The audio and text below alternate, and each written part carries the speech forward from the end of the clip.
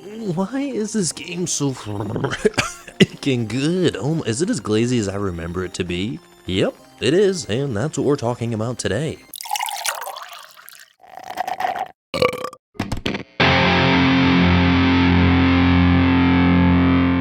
If you couldn't tell by the autistic breakdown that I had in the intro to this video, I absolutely adore Red Dead Redemption. It's actually in probably my top 10 favorite games of all time, so it's definitely no slouch of a glazer.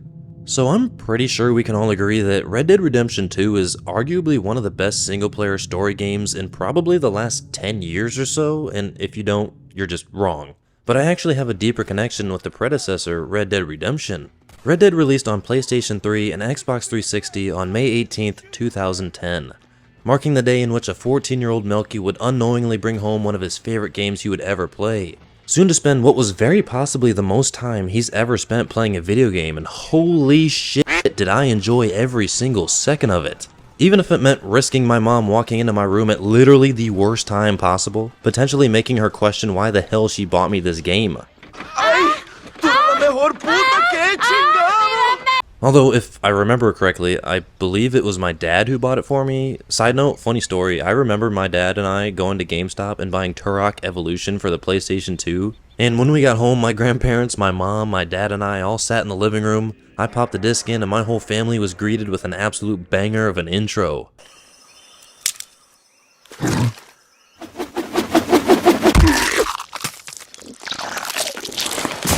My mom looked at us and she was like, "What did you buy him?" And my dad and I would proceed to spend hours and hours playing multiplayer 1v1, truly one of the best memories I have with my dad. I actually want to make a retrospective of Turok Evolution because I think that game gets way more hate than it deserves, albeit most of it is probably warranted. But I also think there are a lot of good things about it that are worth talking about, so let me know down in the comments if that's something you'd be interested in. But Red Dead Redemption absolutely blew me away, throwing me into a world that felt massive and alive with its diverse array of characters. So what really makes this game so exceptional? Am I just being overly nostalgic or what? Well, the opening scene introduces us to a bunch of people, including John Marston, who arrives in Blackwater and then travels by train to the rugged town of Armadillo. The men know their purpose, but the player doesn't, at least not for now. Rockstar excels at creating compelling protagonists, and John Marston is absolutely no exception. I could probably write an entire separate script on just him alone. John's just a well-written character who never really says anything foolish, and his one-liners are some of the best to ever be put in a video game. Friend amnesia. Oh, good. Blimey. And I've come to tell you, if you ever pretend to forget my name or your debt to me again, I'll make sure you reach heaven before these two ladies.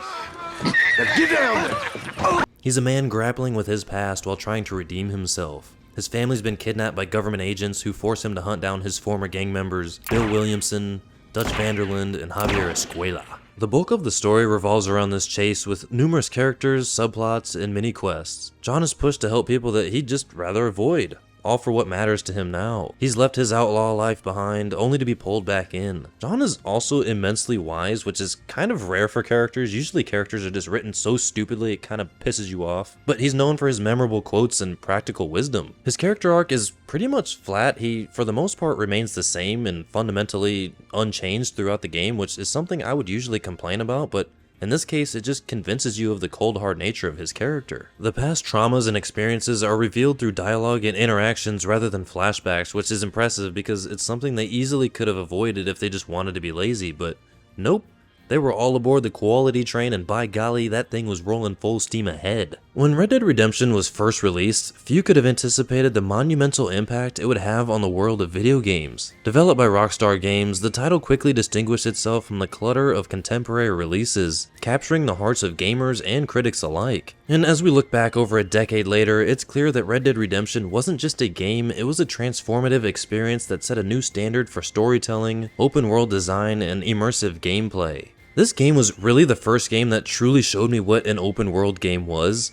I hadn't even experienced Skyrim yet, as that wouldn't be released until the following year. One of the best aspects of Red Dead Redemption was its storytelling, showing that it was possible to have a good in-depth linear story while being set in a massive open world. Yeah, I'm looking at you, buddy. At the heart of the game is John Marston, a former outlaw whose quest for redemption drives the narrative forward. Marston's journey isn't just a quest for personal salvation, but an enthralling exploration of the dying days of the American frontier. Rockstar Games crafted a story that felt both grand in scope and deeply personal, allowing players to forge a genuine connection with Marston and the world he inhabits. The complexity of Marston's character, his moral struggles, and the richly detailed narrative made the game a compelling tale of redemption and regret, demonstrating that video games could deliver cinematic storytelling with depth and emotional resonance. The open world design of Red Dead Redemption was legitimately groundbreaking. Set in a vast recreation of the American West, which is one of my personal favorite time periods in American history, the game's world was a meticulously crafted landscape filled with dynamic events, diverse environments, and a living ecosystem. From the bustling towns and dangerous outlaws to the actual stunning beauty of the wilderness,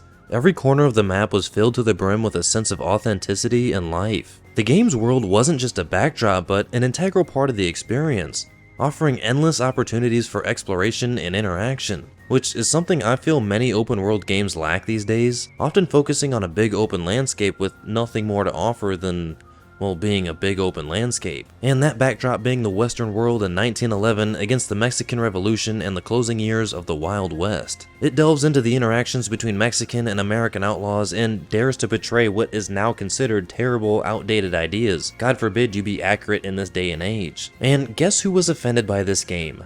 Absolutely nobody. And if you were, nobody cares. The game's openness to rational discussion is reassuring. It's a deeply immersive game that explores the roles of family, friends, and government. Dare I say it might even have political undertones that weren't biased, didn't force its own narrative, and allowed the player to just feel how they wanted to feel. This period is 3 years before World War I, and one of the significant themes is the encroachment of civilization on the Wild West. The days of outlaws, chaos, and rebellion are numbered, as justice, law, and modern advancements such as automatic weapons, big cities, automobiles, explosives, and railroads move in. Whether you are a corrupt governor or an innocent bystander or a hardened outlaw, nobody could escape these changes. This unique backdrop allowed Rockstar to explore more contemporary elements in a time period often overlooked in media. After all, we've had enough generic Wild West stories. As much as I love Western movies, Red Dead Redemption stands out by offering an expansive, believable portrayal of the Wild West.